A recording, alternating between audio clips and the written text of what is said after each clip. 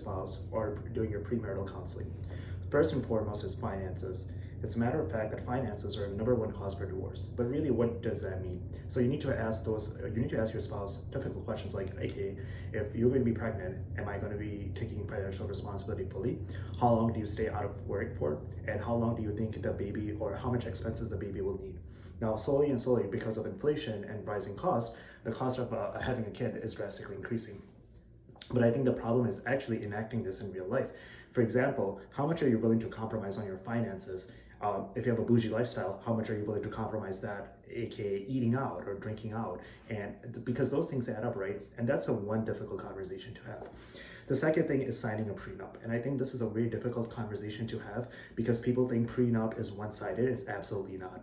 If you're an individual that's coming with an assets, is it essentially cognitive for you to sign a prenup? Because every time you get married, this gets into a marital estate pool, and then it's difficult for you to separate that out.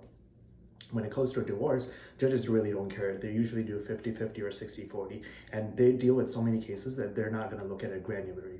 So for example, if you have a bougie ex-wife that's going to spend money on Botox implants and fingernails, right, going for mani and pedi every time and racking up debt, the judge is not going to care. That's marital debt, and you would have to, he would invoke you to pay for it if you're earning more. And the third and the final question is, where do you see yourself from 5 to 10 years from now?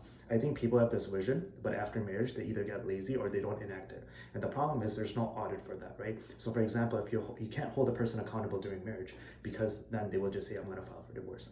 So having these difficult financial conversations, signing a prenup, and then making sure you go to premarital counseling are the three more steps to do before you actually go and marry that spouse.